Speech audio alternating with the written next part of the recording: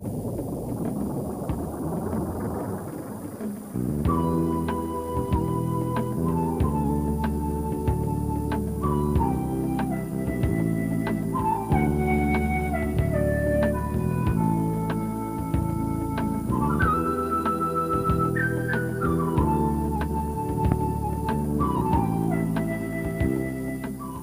hommes au service des hommes. Ces mots bien connus à EDF ne sont pas restés un simple slogan pour les agents qui composent l'association Énergie sans frontières. Ils leur ont donné un nouveau sens au profit d'une clientèle bien particulière, les pays en voie de développement auxquels ils apportent leur concours. Vietnam, pour un Français, un passé revient en mémoire, des images aussi. Vietnam, un rêve pour certains, car le pays évoque une population souriante et laborieuse, un art de vivre. Depuis un an et plus, Énergie sans frontières travaille sur la préparation d'un chantier. Ses adhérents pris un à un ne possèdent pas de moyens, mais un esprit les habite. Ils sont une centaine de Grenoble, Lyon, Valence, Annecy, Chambéry.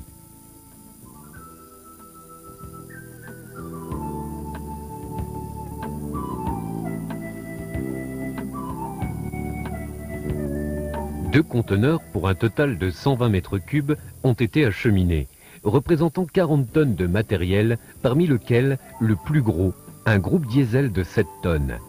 Parmi cette masse, des médicaments, des vêtements et des fournitures scolaires seront remis à des associations locales qui œuvrent à aider les plus démunis.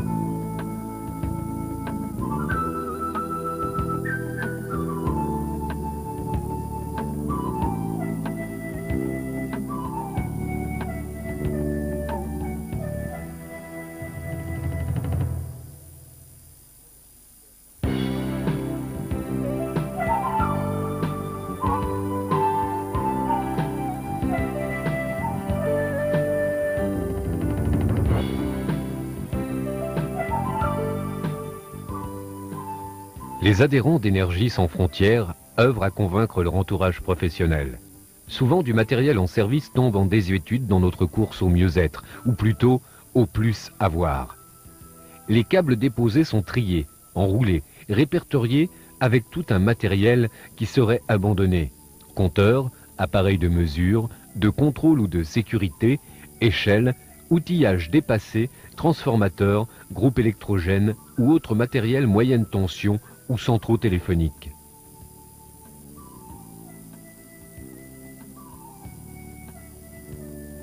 Un bric-à-brac pour le profane? La technicité des électriciens et gaziers de SF transforme le bric-à-brac en équipement harmonieux et hautement fiable qui sera installé sur une parcelle de terre déshéritée. Une terre déshéritée? Il y en a partout dans le monde. Pour ESF, c'est le problème de notre monde. Le seul problème, demanderont certains. Peut-être pas, mais c'est celui où ses adhérents peuvent agir. Alors, ils se mettent en marche.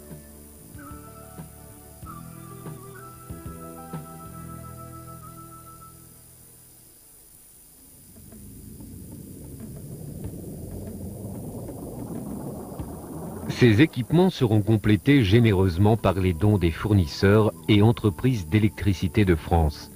Pendant notre chantier, 80 lettres de remerciements partent pour tous ceux qui nous ont aidés.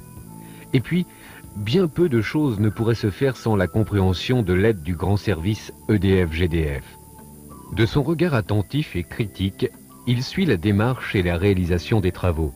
Aussi, il sait apporter au moment opportun le maillon indispensable à la chaîne de solidarité entreprise par ses agents.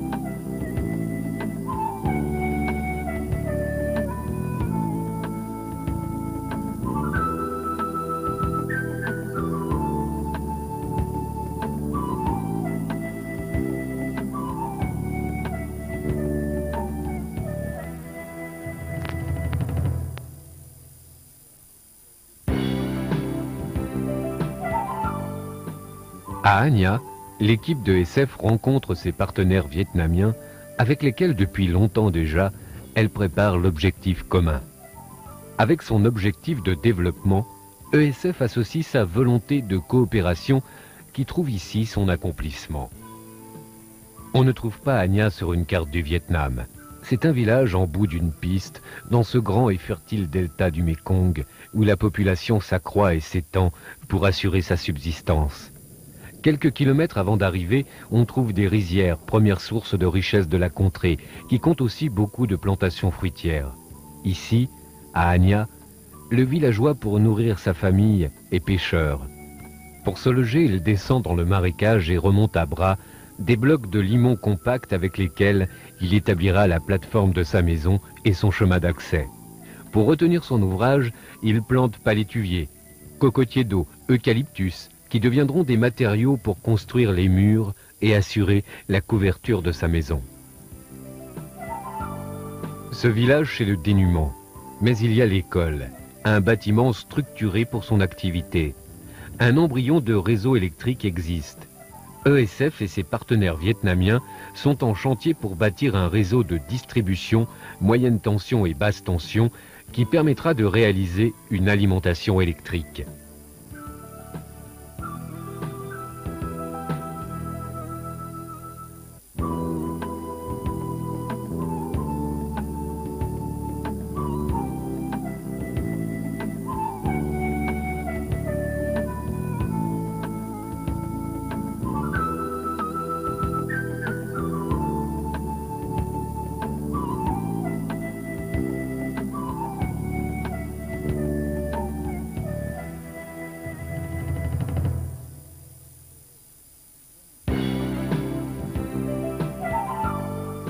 À l'école, l'effort de développement entrepris par ESF sera amplifié pour donner de nouveaux fruits pour la génération montante.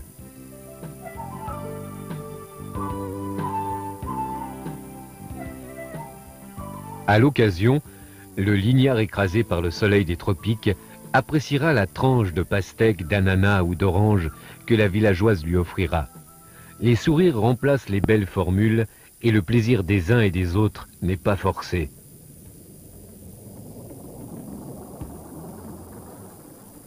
Les rencontres sont souriantes et l'électricien venu de France éprouve une satisfaction bien nécessaire pour soutenir l'effort véritable qu'il fait sous ces latitudes éprouvantes. Cet effort n'est pas un vain mot et les fins de journée ne laissent aucun doute sur la pénibilité des conditions de travail.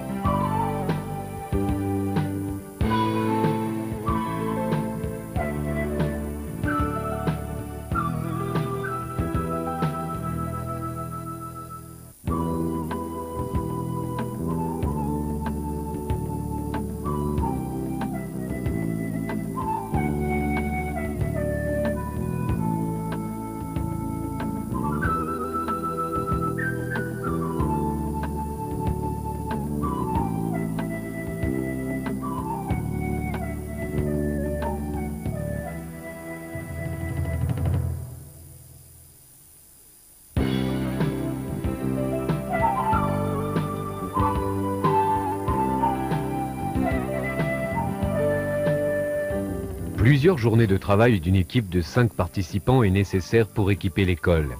La coopération peut revêtir différentes formes et l'électricien d'ESF ne dédaigne pas le développement des relations internationales aimables.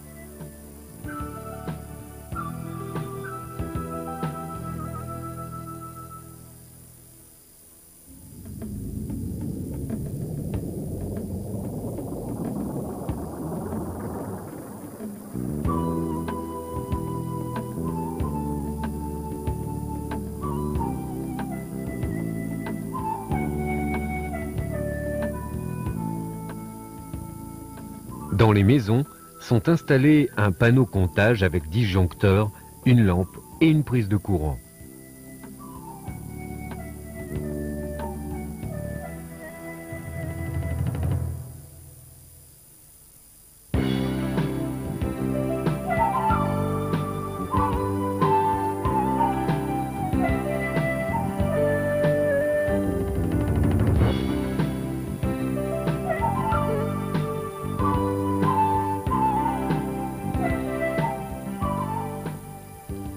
Un éclairage public est mis en place le long de la rue principale du village.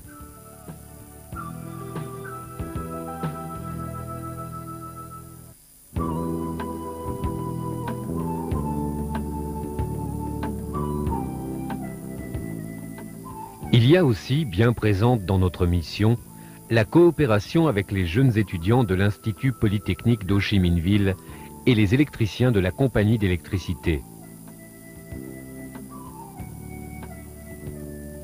La fin de chaque journée ne peut pas ne pas être marquée par la cérémonie des douches.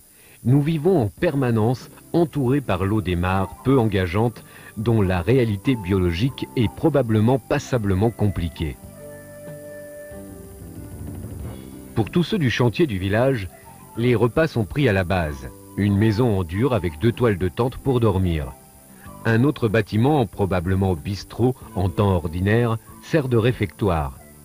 Le petit déjeuner et le repas du soir se prennent dehors.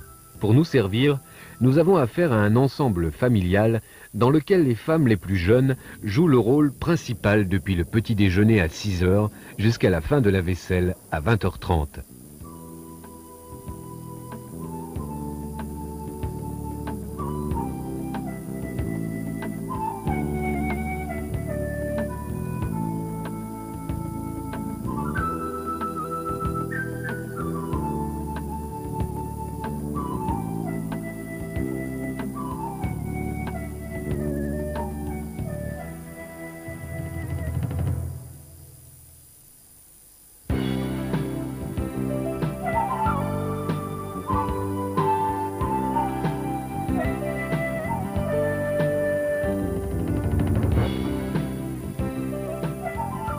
« Un groupe générateur diesel de 260 kVA trouvera un service nouveau au centre d'analyse d'Ho Chi Minh Ville après avoir pendant de nombreuses années assuré le secours de fonctionnement d'un grand barrage sur le Rhône.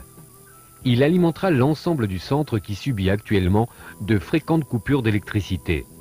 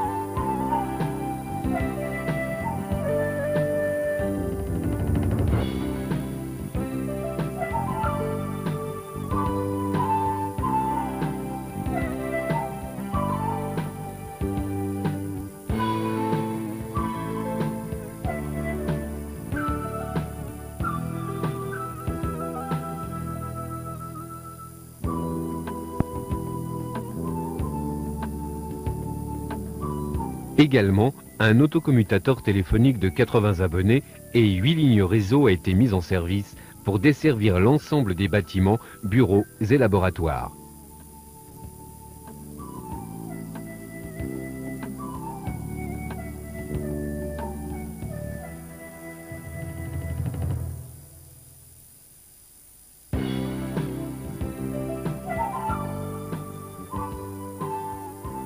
Une formation locale a été entreprise avec les ingénieurs et agents techniques vietnamiens qui auront la charge d'assurer le bon fonctionnement des matériels.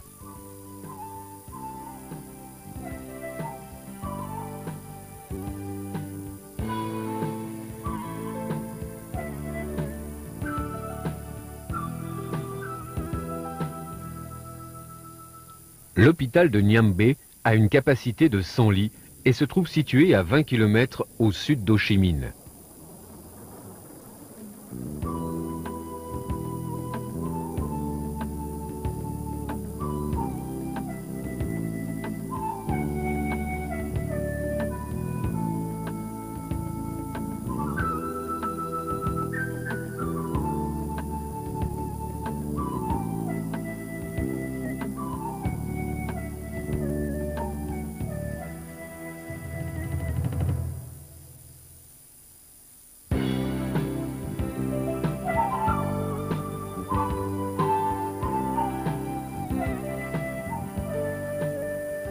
Un autocommutateur téléphonique de 50 abonnés et de 12 lignes est installé à l'hôpital de Nham Be par 2 collègues spécialistes.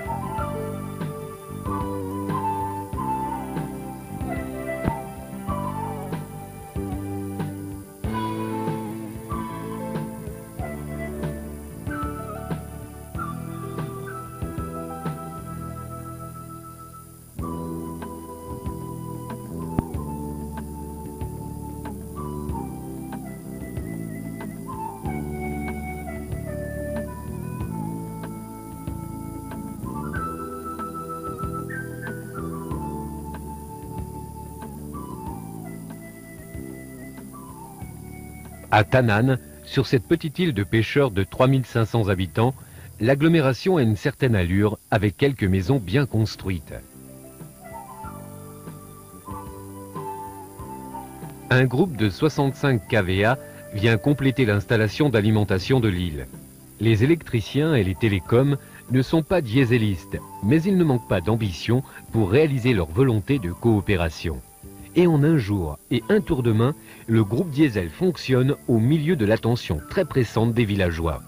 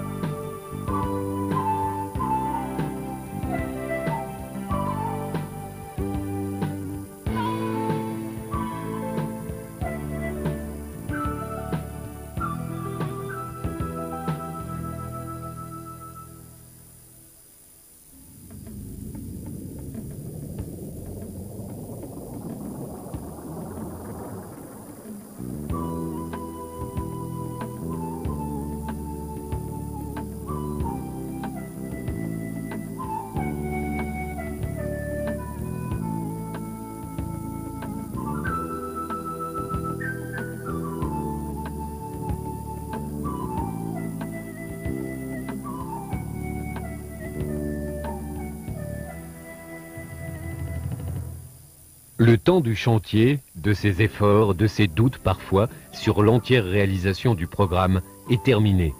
L'installation est inaugurée officiellement et nos amis vietnamiens nous ont proposé à cette occasion, une fois encore, une petite fête. Banderoles, chapeaux, pétards, invitations et discours de reconnaissance et d'amitié de part et d'autre. Ce chantier, entrepris en partenariat, a demandé une volonté et des efforts à tous. Pour sa part, Énergie sans frontières se doit de remercier particulièrement des personnes qui ont participé à la réussite de l'ouvrage et entre autres toutes celles du comité des sciences de la technologie et de l'environnement, de la compagnie d'électricité numéro 2, des comités populaires du village et du district.